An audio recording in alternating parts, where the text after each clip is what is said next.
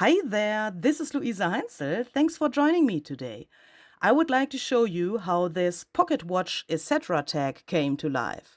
I created this project for the Fall 2 release by Sizzix and Tim Holtz, and in this video I walk you through the main steps of my process and explain how I brought this little gem to life.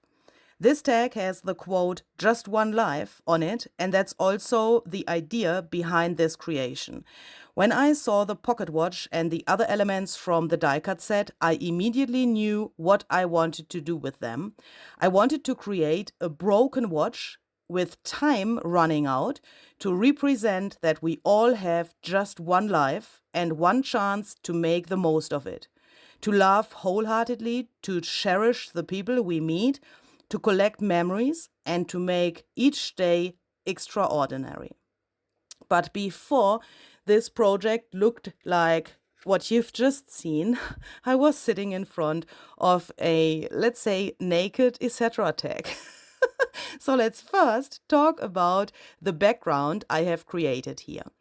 This is the raw material of the Etcetera tag, and the first step I did was to stamp the first layer of my background with a permanent black ink.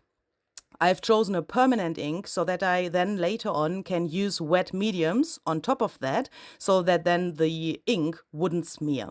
I have done that on the front side and the back side of the tag because I want to have my back sides of my projects look nice as well, of course.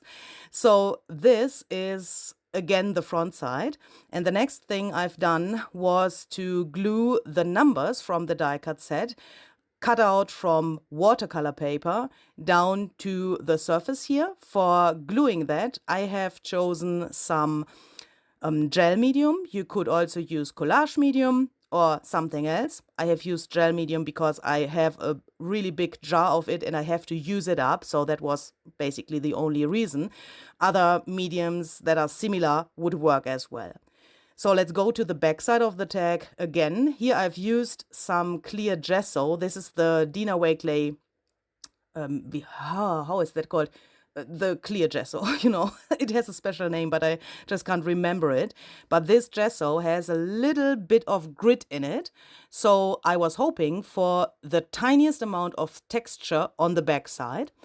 Now I'm taking some distress paint scorched timber and some oxide ink refiller brushed corduroy. That might seem like an unusual combination, but that has a reason, because I found out if you use the distress paint in combination with the oxide refiller, you can get a really nice result without having this like extreme chalky look of the oxide refiller.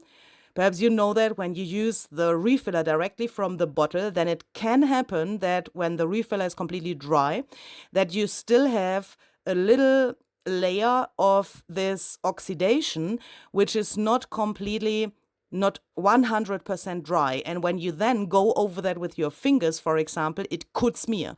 But in combination with the distress paint, that doesn't happen anymore. But you get at the same time a really nice combination of these mediums. Of course, you could use brushed corduroy distress paint here as an alternative as well. After applying this with this little dabber tool, I have spritzed a lot of water by putting the water first to my hands, as you can see here, and then I just spritz it to the tag. That is easier for me. You could also do that directly with this bottle, with this spritzing bottle, but I have the feeling that I can control better what I'm doing when I first put the water to my hands. I wanted to have a lot of water on this tag because I want to lift up some of the paint and the oxide ink refiller with a dry paper towel in a second. That is also the reason for the gesso, which I've added before, because that gives me something like a resist, and with that, the paint can be lifted up really, really easily. As you could see, I have dried that a little bit so that I get some really nice frames around those shapes from the dry paint. But then you can lift the most of the medium up with the dry paper towel, and I think that is a really nice effect. To get some more interest to this backside of the tag, I have splattered some scorched timber distress paint here to give this more details. But here I have done the same trick.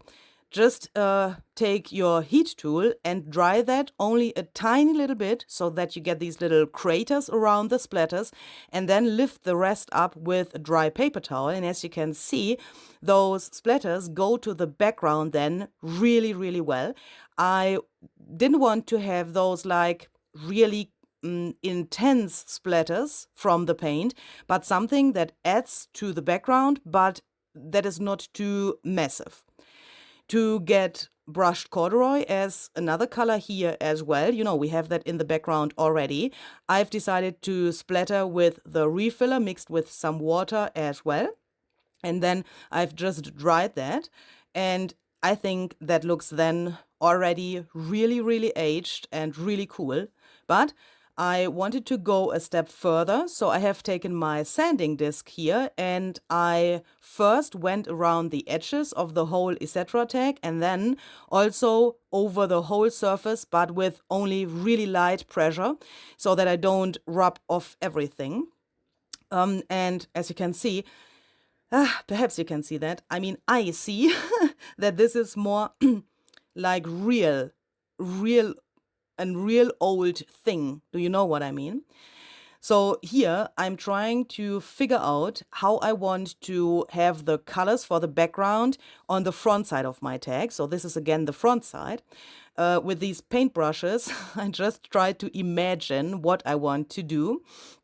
And I have already cut out the clock to position the clock there so that I can approximately see how the whole thing would work with the numbers around and so on. So that is like a help for getting the right proportion for this. Then I have applied the Distress Paint Scorched Timber again with this little dabber tool. And as you hopefully can see on those numbers, the paint is already way lighter than on the other areas. And I think I just forgot to say that I have sealed the whole surface with the gel medium as well. So after gluing the numbers, I went over the whole tag with some gel medium to build a resist again. Meaning, if I now spritz a lot of water to this and then move the paint around a little bit, you will see that in a second, here, now, then the paint goes away from the surface of the numbers because, you know, the watercolor paper is white, and with spritzing water, you can bring the numbers more to the foreground again, and then they get nearly white again. And I say nearly because, yeah, you know, this thin layer of gel medium is not completely sealing the whole thing, but that is, in my eyes, the interesting thing about this effect. Next, I have taken some grit paste Crypt. I have never thought that this paste could become my favorite paste from the whole Ranger line, but in the meantime, I mean, that I don't have this paste for breakfast, yeah, that is all that's missing, but I love this paste so much because you can just dab that on with your finger or a paintbrush, or you could use a palette knife. No matter how you put it on, you get the perfect grunge every single time. And with only the tiniest amount of this the tiniest amount of this paste, you can get the most amazing effects. I wanted to have some texture in the background, some grunge as well. And now I have taken here some brushed corduroy oxide refiller again and a ton of water. If you want to do this, and if you are new to Ranger mediums and especially to the refillers and working with the refillers directly from the bottle, then please make sure that you use enough water for this step. This is not only helpful to bring this medium into those spots you want to have it. I mean, the more water you have, the easier it is to move it around. But at the same time, of course, you get the oxidation of this medium, and that is the same reason, like on the back side that I've just talked about. When you have, if you have not enough water, then it can happen when this is dry that you have something that you can rub off with your fingers, so that it is not, it dries not completely if you don't have enough water. So here I'm also letting some of this medium running off from the tag, because in the top right corner I want to have it really, really light, and I will apply some other mediums in a second, and I wanted to have this smooth bridge between this area with the numbers and this top right corner. As you can see on the left bottom corner, where brushed corduroy meets the scorched timber paint, it looks a little different, but I wanted to have this like opposite appearance between this smooth bridge between both of the areas on the top and this harder bridge on the bottom. I'm spritzing some more water here because I want to get more of the oxide effect out from this refiller medium.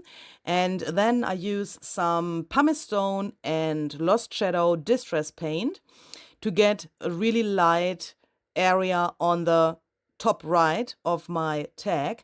I wanted to have this this light and a little darker areas to get a really nice contrast as well to the background. I'm spritzing some water as well to be able to move these mediums around a little bit better, and so that I don't see the brush strokes of my brush, so that would look not so nice. I also let this run into the areas with the numbers a little bit. That gives you also a nice mixture of brushed corduroy and lost shadow and pumice stone.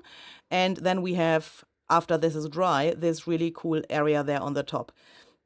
I really love how this turned out. So then let's bring out those numbers a little bit more. And I'm just realizing that my grammar today is perhaps not so good because I make a voiceover over this video at the moment, and I really have problems to stay in the right time grammar-wise. So I hope you can excuse that, because when I say I'm doing this, I'm doing that, of course, I'm not doing it in this moment because I've already done it. But I really have problems to talk in the past because I have the feeling you are here with me at the moment. So I hope you can understand what I want to say here, and that you're not so confused when I switch between the times. I really have problems with that. Sorry. So, but I wanted to bring out these numbers a little bit more. So I have chosen some, matching colors on the one hand and contrasting colors on the other hand.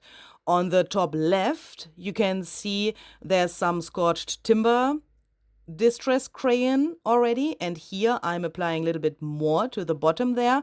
And in the top right corner, I have used lost shadow distress crayon, and I wanted to have another color in here, so I have chosen cracked pistachio, but I wanted to have that only a little bit of that, like a pinch of salt or something, so that we have this turquoise color somehow, but not too much. Later on, I want to have my gears for the clock really rusty on the one hand, really dirty on the other hand, and I will use a lot of orangey colors. So I thought it could be a good idea to have this complementary color with the cracked pistachio in some areas. That was the reason why I have done that. And then I have taken some more scorched timber distress crayon to bring out some of the numbers a little more by giving them a shadow. And the next thing is something, to be honest, I have never seen someone else doing that, but this is a little personal trick. I don't know if I am the one who did this for the first time. I don't have an idea. I have never seen it before. So I am taking here some clear gesso, mix that with water, and then with my splatter brush, I'm splattering this onto the tag, but only in this area. You know, the rest I have covered with paper, as you can see.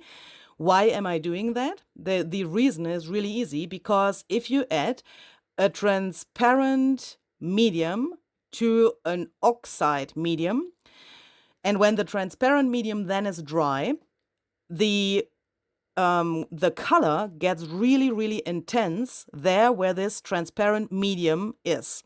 In this stage, you can't see it because the gesso is still wet, but when this is dry, we get some little spots where the brushed corduroy color comes out really, really intense, nearly like the distress ink or the distress spray stain in that color would come out. And I really like this effect, because then you need only this one medium, the oxide medium in this case, and with the clear or transparent medium, you can bring out this intense color just in one step, so that you don't need the other medium, and yet that you don't need to splatter that on top. Yeah.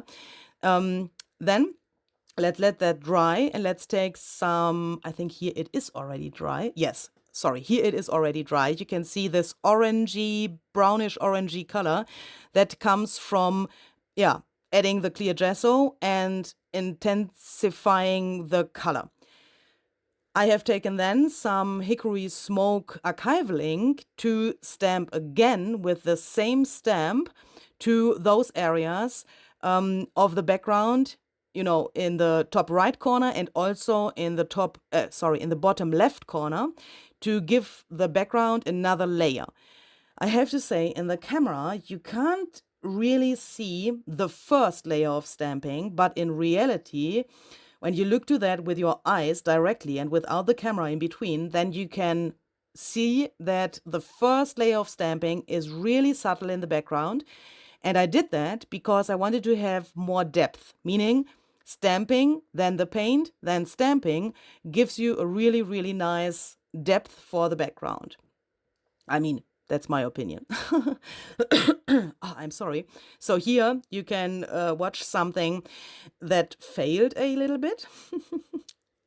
I wanted to have several layers of the gears glued to each other to make the gears thicker on the one hand and to make them look more real on the other hand. So I thought, why don't I glue the the first layer of the gears to my mat here with some gel medium, because you know you can take every glue off from the mat later on.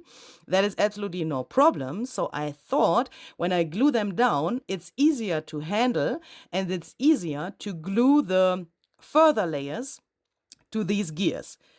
Don't do that. Please do me one favor and don't do that. Save your nerves. It doesn't work so well. You can't see the full struggle here because I've edited this video, of course, to make it not too long for you. But the gluing process itself was really easy. I had a really easy job to bring the single layers on top of each other and glue them, because the gears of the other layers couldn't move anymore. And I thought, with those tiny things, that could be easier than holding that in your hands the whole time. But I had the problem when I wanted to take the gears off, that those like little things of glue, dried glue, have been on the gears. Yeah, so also in these little slots that the gears have, there was some glue, and I had to try to get that out with a needle. The most of it I could save, and I think for this project it was not so bad, because I want to have a lot of grunge. I want to have a lot of rust on this project, and if you want to imitate that grunge and rust with these mediums, then it's good to have already some texture somewhere, but just don't do it. Yeah, just don't do it. So after I could remove these gears, that was easy, from the mat, they came off really, really easily. I have taken some Distress Paint Scorched Timber again to paint this first portion of the gears with this color. I wanted to make a total of 3 different portions of the gears, so meaning 3 different colors and 3 different techniques to get a variation to all of these gears as well. I have a lot of gears on this tag, so I didn't want to have them all look the same. So I also painted the clock hands in Scorched Timber so that they fit really well to the rest later. And then I wanted to emboss portions of the gears with some black embossing powder. I haven't done that on the hands, on the clock hands. I have left them like they were here. Later on, I've added some grit paste as well, grit paste, but so just you know that I didn't emboss the clock hands, so that's what I'm trying to say. And for the embossing of the gears, I have taken some black embossing powder by Ranger, and I have used the wet areas on the gears to apply the embossing powder. So I haven't used embossing ink or something like that, because of course you can also emboss with any other wet medium. And I wanted to have these gears only partially embossed, so I have taken the rest of my distress paint. You can see these little dots on my mat, that is wet distress paint, and I've dipped the gears into the paint first and then into my embossing powder, so that the embossing powder got stuck on only some tiny areas of the gears. And I wanted to have them, on the one hand, really dark, because they will go to the background behind the clock later. And I wanted to get depth with my gears and the colors of them as well. But on the other hand, they look somehow a little bit wet. In a second, I'll show you one of these a little bit closer so that you can see that. And I think that is a really cool effect. And you could also, if you don't have paint or something, you could also use some water to spritz that onto the gears and then emboss with the water. Then you would get a similar effect. Or if you, for example, have dried your gears accidentally too much, then you could do this trick with water as well. I think that's easier than using an embossing dabber or an embossing pen, because that doesn't get so uncontrolled then.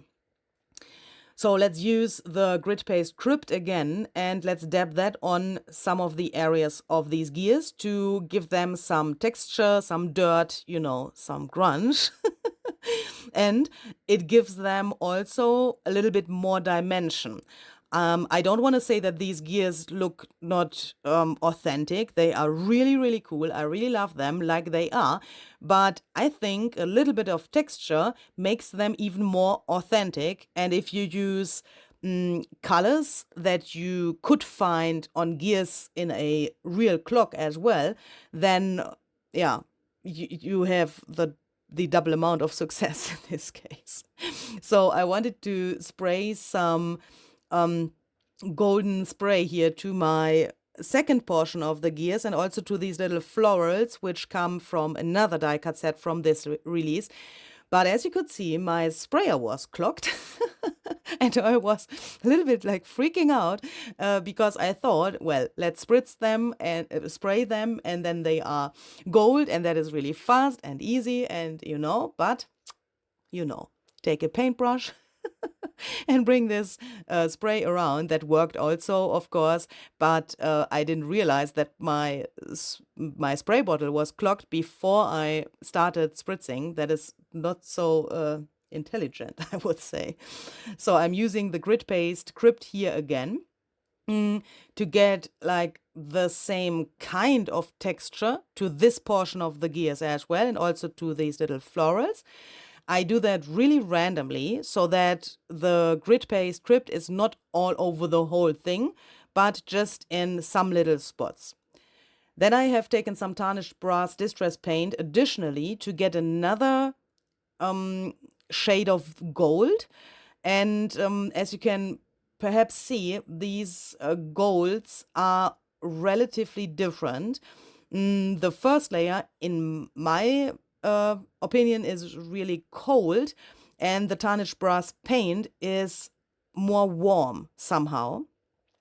Then I have also taken some alcohol ink to bring more interest and especially more of a rusty color, an orange rusty color, to these gears. With the grit paste crypt on the gears, you get an additional effect because there where the alcohol ink meets the crypt paste, you get the texture really visible, I would say. Of course, you can see the pure crypt paste when it's dry really well as well, but I have the feeling if you add another medium, like for example alcohol ink, then you can get really the most out of it, because then also those areas where the alcohol ink meets the crypt paste and where the alcohol ink meets the areas where no crypt paste is, look different. Yeah, because alcohol ink on crypt paste is of course another effect than on the painted areas where the paste is not applied. And I really like that. And with that, you can bring a ton of variation into these gears, of course. I just wanted to mention, if you want to see some more detailed photos about this project, and if you want to know all of the names of the die cut sets and the mediums I have used, then please visit my blog on my website. The link is down below in the description box. I have a blog post about this make for this release and also about my other make. There will come another video very soon about my second make, and you can find all of those information on my blog. By the way, the third portion of the gears I have embossed with golden embossing powder here. And I wanted to make your life a little easy and mine as well. And it's really hard for me to explain everything in English and at the same time say all of the names of the different die cut sets. That is really hard for me to do. So I thought it's easier for you and for me if you have a blog post where you can read the names, where you can see the packages, and you can then immediately see which shape, for example, the gears or these little florals, comes from which set. In the past, you have given me feedback that that was really helpful, so I decided that I want to do this for this project and the next projects as well in the same way. And there you can also find some links to those projects. So if some links to those products. So if you want to have some of these die cut sets, of course, you have a link where you can purchase them. So let's then talk about the clock. Holy moly, I hope that I can explain what I have done here. So as you can see, I have cut out, with the help of one of the continent die cuts from another set from this release, some portions of the clock. Is this really a clock? I have to say it's a watch, isn't it? It isn't a clock. I'm sorry, English is really difficult.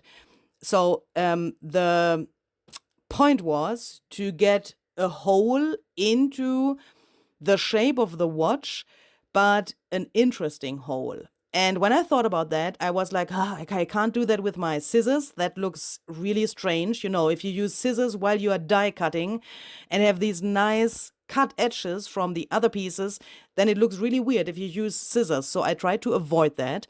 So then suddenly I saw this continent and I thought, why don't I use that to cut out a really interesting hole? And that is what I have done. All of these three portions, which are cut out from the watch, are cut with the same die cut.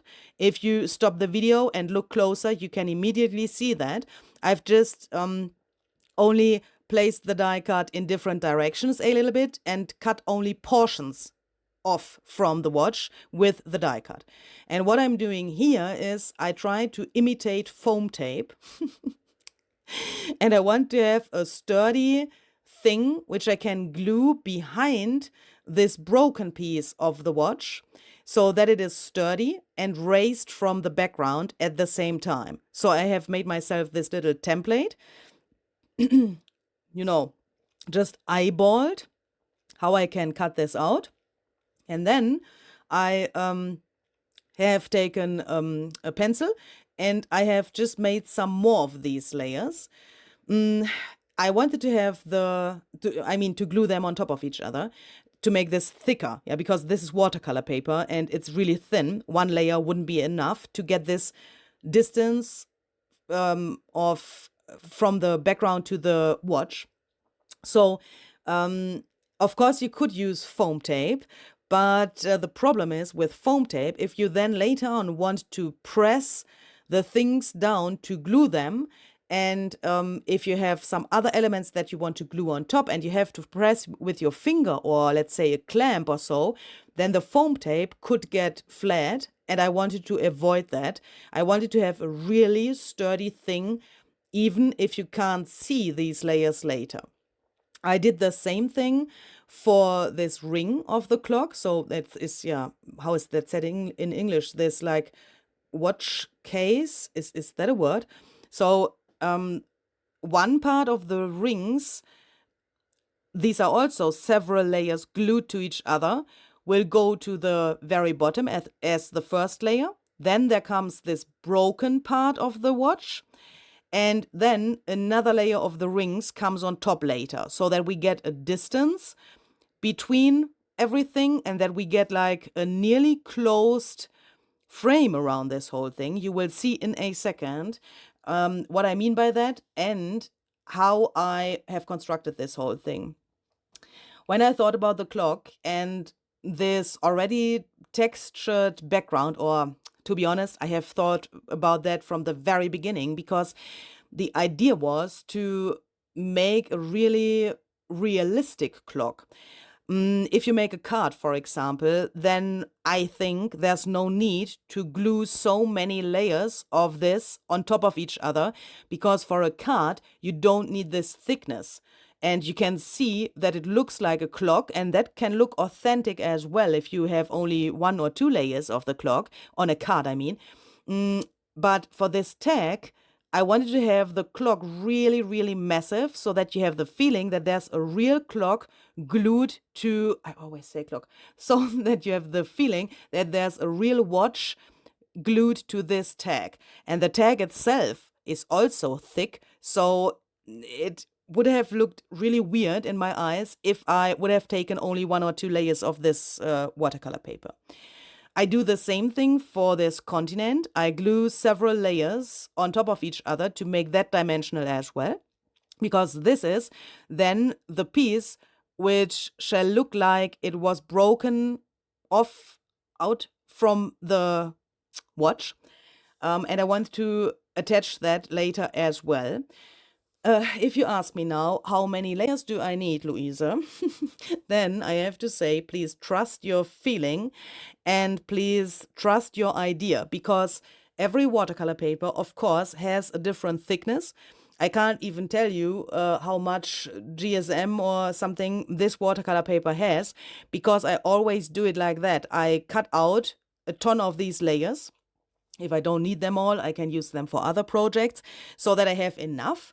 And then I start gluing, and then I see and feel how thick this whole thing is. And if I like it, I leave it. If I don't like it and it's too thin, I just add more layers. That's my method of doing this. So I can't tell you how many layers this is.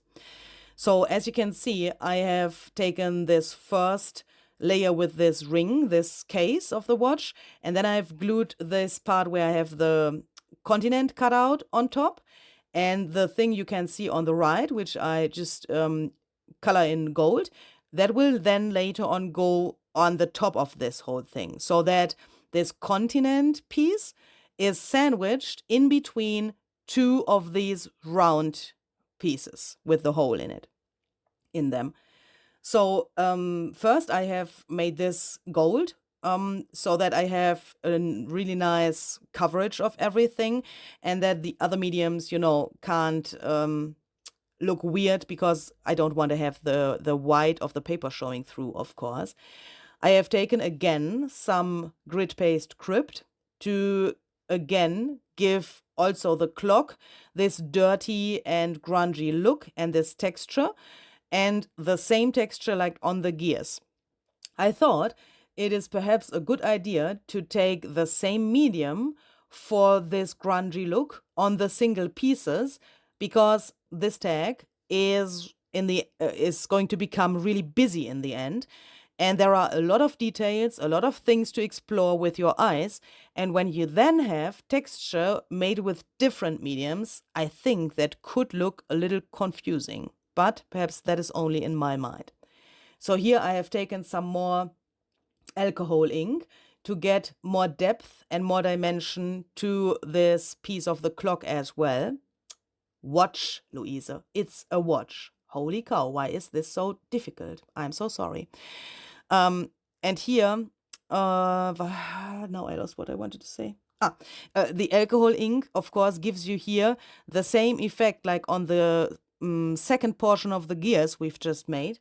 Because, yeah, when you add that there, you get different appearances of the alcohol ink. I have also sprinkled some golden embossing powder only to some areas of the clock, because otherwise I would have covered the whole thing that I've just done. But I wanted to have the watch look like I'm so sorry. It originally was really shiny and golden, and then with the time the gold was covered by the grunge and the dirt. Hopefully that makes sense. So then it looks like this. And to have this a little bit more interesting and, you know, add this used look a little bit more, I have added some more alcohol ink here.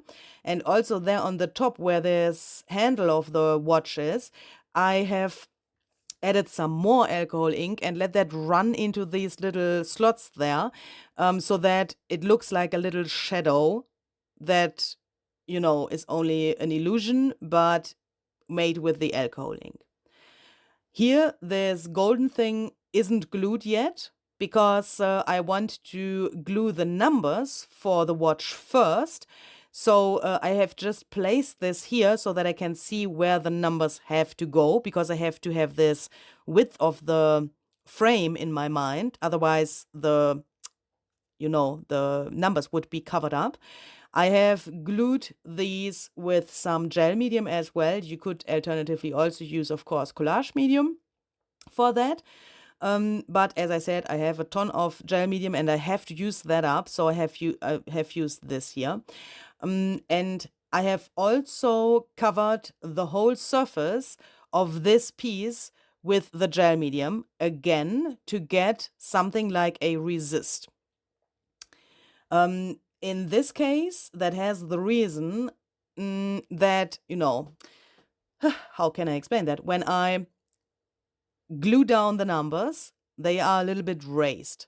And when I now, and I have done the covering with the gel medium for the continent piece as well to get the same look later and exactly the same color. So then I have spritzed some water and then I used some brushed corduroy spray stain to spray that on. And with the gel medium on top, this effect that the numbers come out a little bit more, in my eyes, is more extreme than without the gel medium. Another reason is these numbers are really small, and if I would have glued them down only with glue, I think when I do that, I can't avoid that a little bit of glue comes to areas where it doesn't have to be, you know, it squishes out below the numbers, and then you have glue on this surface, and if you then add spray stain, the glue works like a resist, and you can see where the glue is, but where you didn't want to have them. So sealing this whole thing is, in my eyes, relatively good idea, because then you can't see any glue, how do you say that, glue oopsies or something like that. So while drying this with my heat tool, I've splattered some water. And in this case, Tim, if you are watching, thank you so much for that trick, because I have learned that from you. Dry these mediums and splatter water while you are drying. I don't know why I haven't seen that earlier, because I have seen that that Tim is doing that just a short time ago, and I was like, what?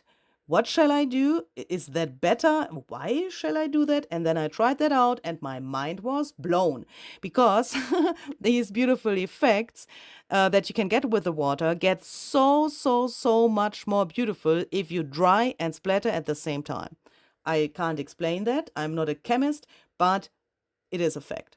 Try it out and perhaps your mind, I'm sure your mind will be blown as well. So, as you could see, I've just glued this top part of the watch to this whole thing. And now here I have taken some scotched timber distress crayon again to make these white areas there invisible, because when we layer several layers of paper on top, of course we get this white edge, and of course we don't want to see that. I think crayon works the best for this. I mean, it works the best for me. Perhaps it's not the same for you. But if you're new to this and you haven't worked with these mediums so often yet, then try that out, because you can bring the crayon around with only a tiny little bit of water. Then everything is covered up. It dries totally fast. And then your problem is solved and the white has gone. Here we have this little slot. What can we do? We take some grit paste crypt and just smear that in there. And then this little slot has gone and the clock looks like it has, a real case with some dirt on it, but you can't see anymore how that was constructed there. So that was really important to me. I thought when you look from an angle to the watch later, then you can always see this slot. How does that look? That's not good. But here's the solution for that. I've added some of this grunge by taking some grit paste crypt to this continent piece as well. And now, the meditative part of this project can begin, I think. We have to think about where to put the gears. And if you know me, you know what comes next. This has taken me, I think, half of a day or so, because my brain sometimes works really, really weird. And I'm really hoping that I'm not alone and that you need such a big amount of time for doing something like this as well. That is a little bit egoistic to hope for other people who also need a lot of time for this, because, then it has taken your time. But, to find the right position for these things for me is really hard. And I want to have this proportionally pleasing for the eye, of course. And there's another thing that you have to have in mind if you want to do something like this. And perhaps if you have never done something like this and you want to try this out with your die cuts, then you should have some things in mind. But let's go a step back and let's talk about how I arranged the single different kinds of the gears. The black gears, as I said a few minutes ago, I wanted to have in the background so that they look like they were more far away from the watch. But at the same time, I wanted to have them visible, of course, and I wanted to have a nice arrangement so that it doesn't look like, two gears here, nothing on the other side. So I wanted to have them equally spread around the watch. Then I started adding the other two kinds of gears, meaning these orangey, rusty ones and the golden ones. And I had in mind that I need the same distance everywhere. So imagine we have the gears, and if you put several gears on top of each other and build, a little pile of gears, then you have a distance from the background to the watch in that spot.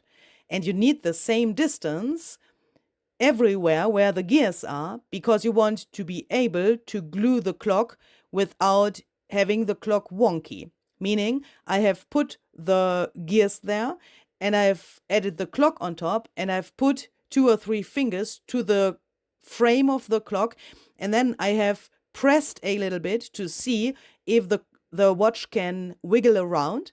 If yes, just add another gear there where it wiggles below the watch to balance that, so that the watch is really, yeah, in I think you already know what I mean.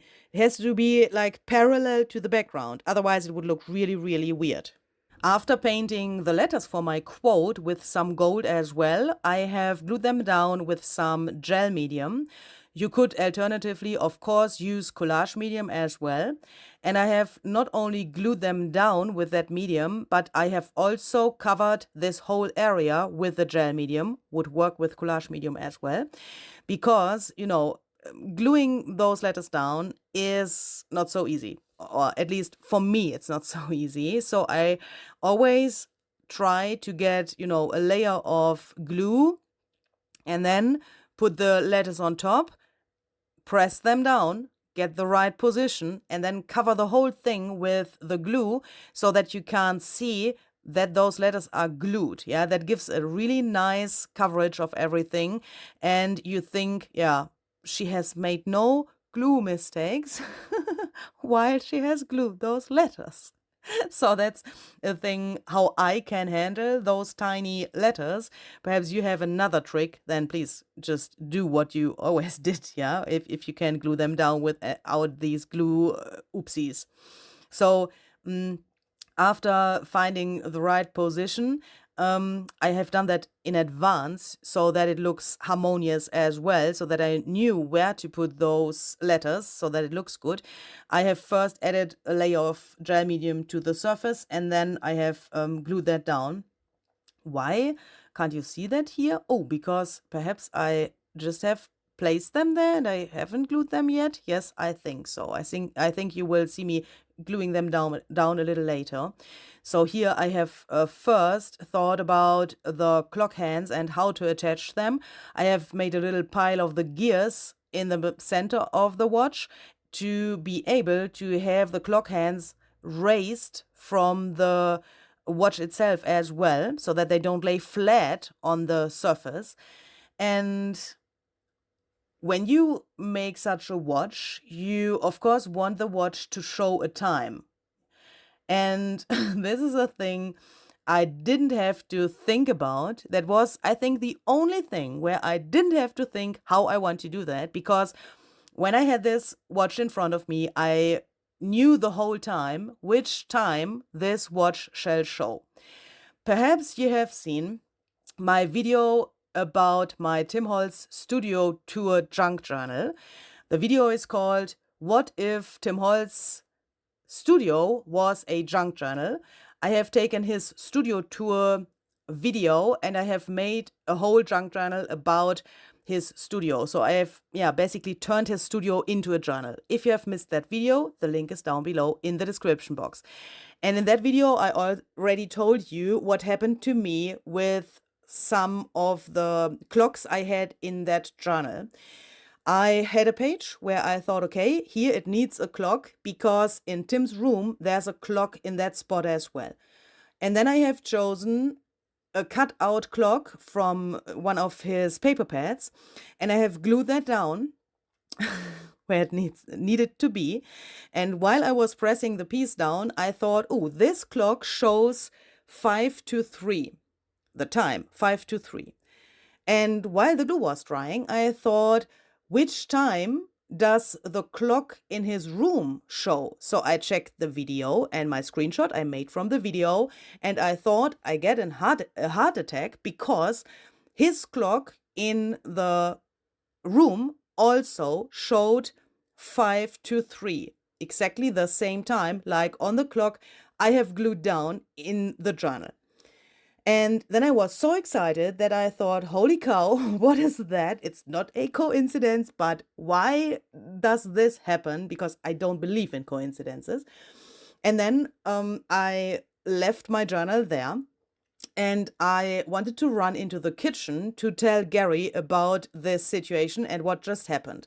But before I ran, I have messaged a person on WhatsApp.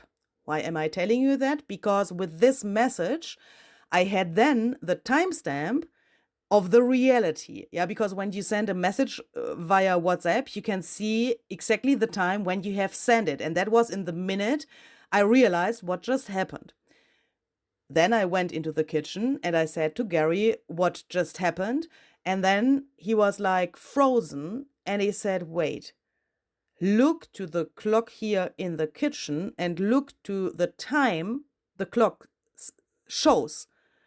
And I was like, holy moly, I have taken my phone and looked to the time when I had sent the WhatsApp message, because that was exactly the time it happened. And it was 5 to 3 as well. Meaning the time when this happened was exactly the time that was also shown on both of the clocks. And since that moment, that is a really, really special time for me. It often happened that I, by accident or coincidence, looked to my clock to check the time. And it's so often 5 to 3 when I look to the clock. That is really crazy. And that is since I made the journal. It hasn't happened to me before. I think you know those like times where you look to a clock and you think, oh, yesterday I looked to this clock at the same time. Yeah. And that happens like in a regular way. But 5 to 3 was always like a random time. But since that day, it's just so crazy. It's just so crazy. So let's come back to what I wanted to do here. I wanted to have a little shadow next to this ring of the watch. So I have taken a little paintbrush, and this is dry, of course. Don't put a wet paintbrush into your ink pad. And then I have taken the Distress Ink Scorched Timber and, applied that with the brush, or basically with the end of the brush, to get a really thin line, which I then could blend a little bit so that we get a really nice shadow there. Why? To make the clock, the watch, more, make that look more dimensional. I think these words, clock and watch, will follow me for the rest of my life. I have no hopes that I will be able to find the difference one day. But that doesn't matter. I wanted to have a shadow here. And that, of course, makes the clock, or hopefully it makes the clock a little more realistic on the one hand and a little more artsy on the other hand. Because, of course, with this thickness of the watch, you can have this illusion that it could be a real watch, but when you look closer, then you see that it is made from another material. I would say you can't see anymore that it was made from paper, but you can see that it is not a real watch. And with that being said, I, of course, also wanted to have this like artsy feeling on this as well. I mean, what am I doing here? Yeah, I take some paper pieces. I don't mean that bad, but it's just paper. Yeah. And I, of course, want to have some mediums on those paper pieces so that you can't see anymore that it is paper. I mean, when I say that, I just think, why don't we make something with die cuts just from white paper? I mean, of course we can do that. And I just get this idea, if that can be a great effect in the end, if you can see that it is paper. I mean, if you would make a card, for example, and you would layer these watch pieces on top of each other, like, not so dimensional, but just one layer or two layers or whatever, then if you use the right material and the right colors, you also could think it looks like a real watch. But what if we do this whole thing on purpose to let it look like paper, and that in an extreme way? I have to try that out. I definitely have to try that out. So here you can see me finally gluing these letters, and you could just see that I got a little like struggling attack or something like that, because the gel medium dries really slowly. That has some advantages, of course, because if you use a glue that dries fast, then you press the letter down and it is there and you can't move it anymore. I've used collage medium not only to make this whole area look like seamlessly included into the rest and matte, but I also used collage medium to make sure that I have enough wiggle room so that I can bring the letters into the right position.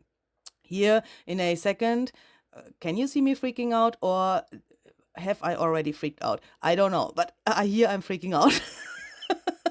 You can see that by, looking at the movement of my hands when I see this now. Oh my goodness, I'm so sorry. I have to laugh.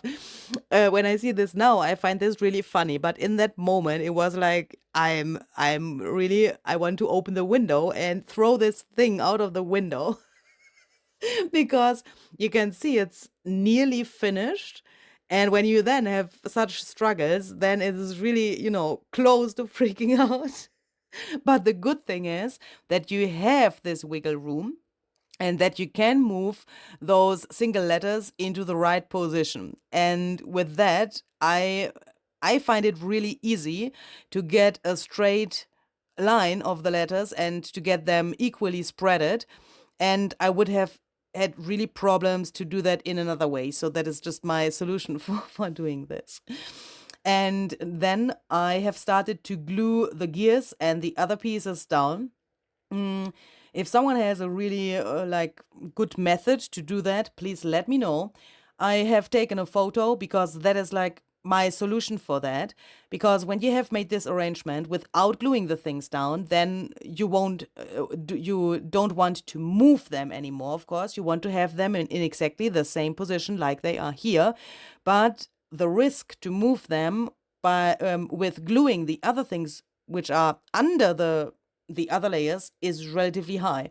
So I have taken gear by gear, pressed the other layers down so that they couldn't move, and then I've just tried to get the piece that I wanted to glue down below the other pieces. That has taken, I don't know, if I haven't looked to my clock to see the real time it has taken, but it has taken forever. Of course, you could also try to glue this, from the top and then to the bottom. Perhaps you have seen this method on Barbara's channel, Barbara at 49 Dragonflies. She has taught me a lot about gluing collages. And this is nothing else than a collage, but it is dimensional. But her method works for paper and where you don't have the need of having the same distance from, what I just said. The clock has to be parallel to the background, and that is really important. And with her method, gluing the top pieces to the next layer and then, lift that up and glue then the next layers below, that works for flat things. But in this case, I couldn't make that work because I always had to check that the clock is always parallel to the background so that it isn't wonky in the end. It worked, but it takes a time. So then for the clock hands, I also wanted to have some more grunge. So I have added some grit paste crypt here again to get the same kind of texture like we have on the other pieces as well. And I also wanted to have the clock hands that they can't move anymore, because I wanted to have this showing 5 for 3 until the rest of my life, or the rest of the life of this tag.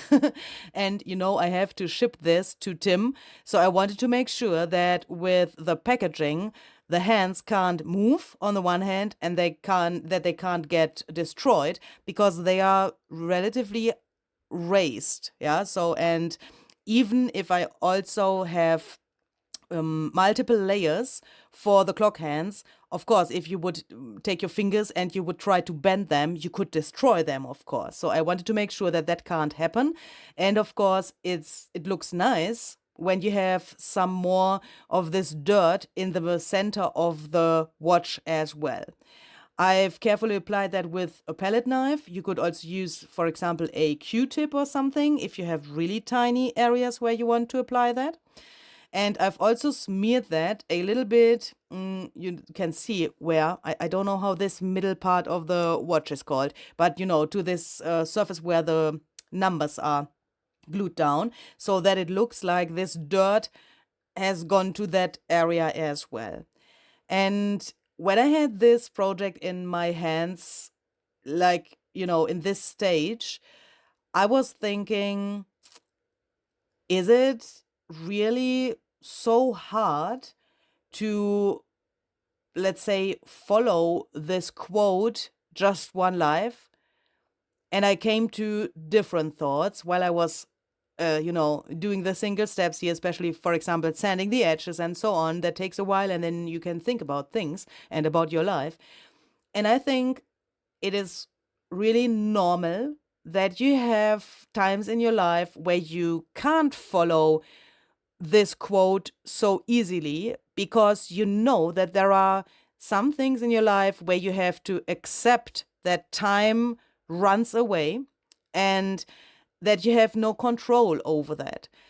I mean, when I'm sitting here and doing this, what I'm doing here, my time is not wasted, because I want to talk to you and I want to also bring the message of my project, and of course the information about techniques and tools and everything and mediums to you. I want to show you what I have done. I want to share that with you. So my time is not wasted. But when I have finished this and I would then look to my clock, I can see time has gone and I can't bring it back. And in this case, I have to accept that. This is also me time, because when I talk to you, it's always like me time, because you are here with me and I am here. So what is that? Yeah, I'm not, it's like being alone, but being together with you. So it's really, it has value to me this time, but at the same time, I have to accept that this time is gone. So sometimes perhaps that is hard if you have to do things that are not so nice, like talking to you here in this moment, but you have to do things that have been, that you have to do. Then it could happen that you think, okay, this time was wasted, but you have to accept it. But at the same time, you have the chance that you can, in another moment, appreciate the time way more to get a balance between both kinds of these situations. Do you know what I mean? And I think it's really important that we, on the one hand, are able to accept what I just said and those situations, and on the other hand, see the other situations where you can enjoy your time and where you have the feeling that the time goes really slowly. If we enjoy those moments more, then those have also more value in the end. And if you would make a line below everything, then you can perhaps see that the nice and beautiful moments are more like the others, even if, like, if you would count the time, the rest was more. Do you know what I mean? Time-wise. And I think I have learned a lot about that in the past few months. I don't know if this is something, a special time of my life in the moment, or if this project made this with me, but I have the feeling that I can appreciate the time of my life more since I made this and since I made intense thoughts about that. And what am I trying to say here? This is not only a make for this release for Tim and Sizzix, but this is also something that healed a lot of things in my soul and my heart. And I'm really, really hoping that you can experience those things somehow as well. That doesn't have to be a watch, etc. tag that you create. That can be something totally different. But I have the feeling that, something in my body in my brain, in my heart, in my soul is healed, and I feel better. And I think that is a really essential thing if you craft something, that you don't only see that as like a paper craft project, but that you can soak something else from it more than only this physical crafted thing you have in your hands in the end. Hopefully that makes sense. And that is also perhaps the reason why I always try to give my projects a meaning. I have the feeling that I can't craft without having this connection to myself, without talking to myself, and without having the need of bringing a message to the person who looks at my project later. Hopefully that makes sense. So to make the watch be more one with the background, I added some more grid paste, crypt. You can't have enough of that on a project. I also filled some little slots with the paste so that if you look from an angle, you can't see weird openings where they can't be in reality. And I also wanted to have this dirt, which automatically comes with the crypt paste, to be not only, I wanted to have this smooth bridge as well. So like the watch would be on this background, and then with time, the rust and the dirt and this grunge has went to several different areas. Especially with rust, I think you know that from the reality as well. If you have rusty things, then sometimes it looks like the rust has moved, and then you get these really interesting shapes and patterns on some metal pieces or metal surfaces or so.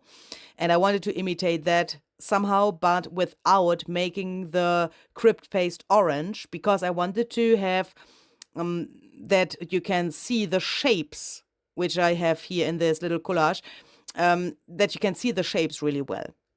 Then I have added these little floral pieces. As I said, they come from another set. You can find all of the names of the sets in my blog post. The link is down below in the description box. And I have added this little rusted ideology butterfly there. That was the last thing I have done there, but I thought this needs something that is alive. I don't want to say that the clock is dead, but it's not an animal or not a human being, a clock, yeah? It has some somehow a living character with this time which is running out, with the gears coming out, and with this meaning behind it, but I wanted to have something that is really alive. So I decided to take a butterfly to also symbolize that you can fly away, that you are free in your decisions. You can fly away from your current situation. You have the choice every single day to be happy on that day. And I also heard this saying that someone said, you have to choose every single day to be happy. And that is something that really impressed me. And when I heard that, someone special said that to me in a private conversation. And when this person said that to me, I was like, yeah, that is not only important, but it is at the same time something that can help you. So when I wake up in the morning, and I do that since I have heard that, I put my feet to the ground, and then I think, I choose to be happy today. And I can't say that it works every single day, yeah, but in the most of the cases, it gives me a really, really good mood and a really good start into the day. So perhaps you want to try that out as well. Even if I think that it can be really hard, to know that you have to choose it because you have to do something. You can't be happy automatically. I mean, perhaps that works as well, but if you choose it, then it also happens. Do you know what I mean? So here you can see some more closer views to this finished project. I hope you like this, and if you have any questions, as always, please leave a comment and I try to answer that as soon as possible. I thank you very, very much for watching. It was a really nice time together with you today, and I hope we will see the next time as well. Have a very creative day and especially a happy day. See you the next time. Bye bye.